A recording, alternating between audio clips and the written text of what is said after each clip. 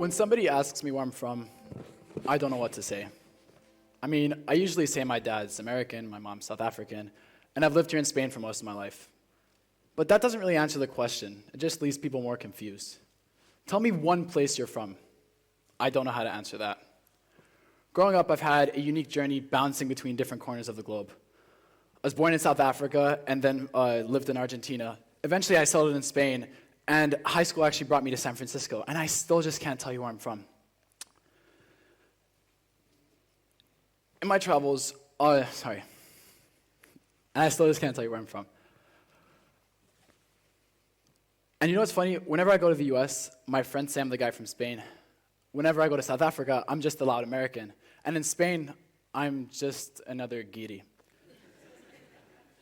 Ask where my family's from, and then you've got me pulling out a world map and placing pins in different countries. And every time my family gets together, it's like they're meeting at, it's like the United Nations is meeting at the dinner table. So yes, you can ask where they're from, but I'll just tell you from everywhere.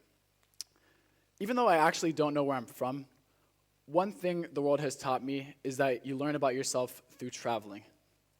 In my travels, I've seen all kinds of things, including a not-so-rare species of human known as the tourist.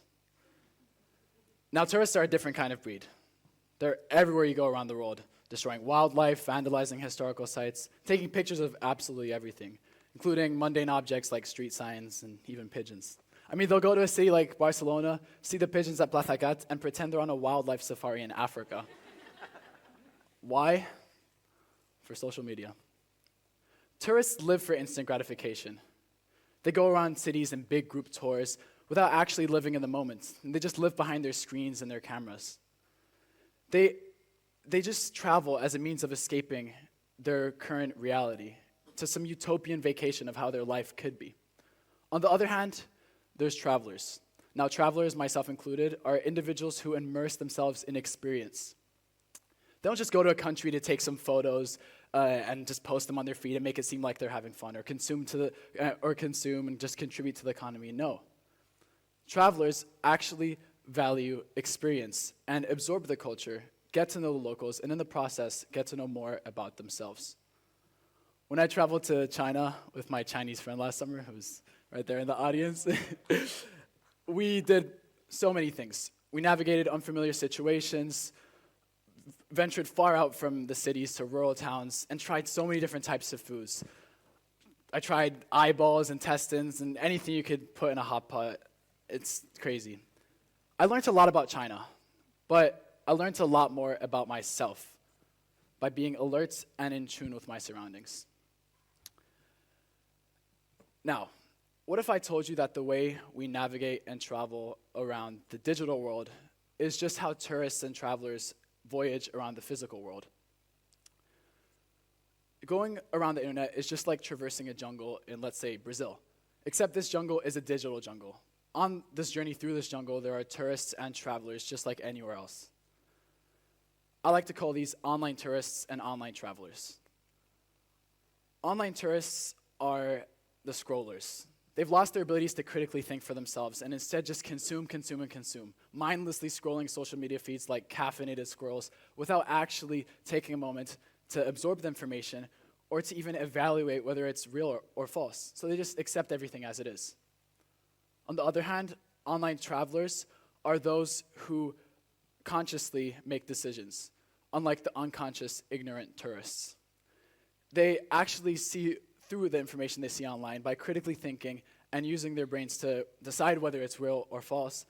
And they don't just they don't live their lives in the search for instant gratification and dopamine, just as online tourists would.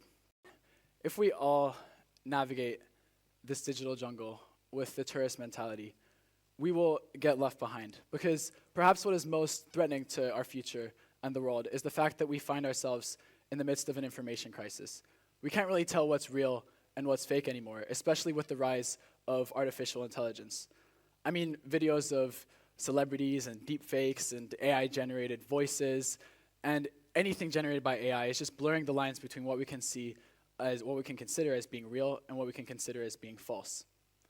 Now, how will we humans survive in a near future that finds itself in the middle of this information crisis without actually having the critical thinking skills that we need. If we all just have this tourist mindset, we will inevitably fail to develop as a society and instead just surrender to this information crisis if we don't all adopt this traveler mindset that I'm talking about. As I travel the digital world, I worry. I worry about I worry if information is real or not. I worry that the things I see online that if the things I see online are misleading or not. I worry that just like in the real world, there are more tourists than travelers, more people who accept than who question. And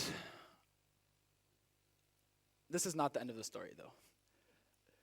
There's still hope if we all adopt the traveler mindset, questioning, engaging, and staying present with our surroundings.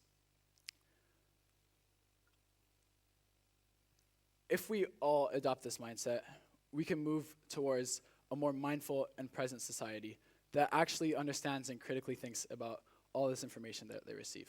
So let's stop being tourists in our day-to-day lives. Don't choose the fork over the chopsticks. Don't go on those guided group tours that are extremely expensive instead of just venturing off and exploring on your own. You don't need to take photos of the street signs and the pigeons. Trust me, they're not going anywhere. And you don't always need to take photos to capture the moment for Instagram. Instead, just live in the moment. And put your phone down, stop scrolling, be present, and look up for once in a while. And realize that reality goes beyond the pixels in our screens. Because everything else, well, is just ultimately part of the digital jungle. And if you ask me where I'm from again, well, I don't really know. But in the end, perhaps not knowing where I'm from is what keeps me forever curious about where I'll go next.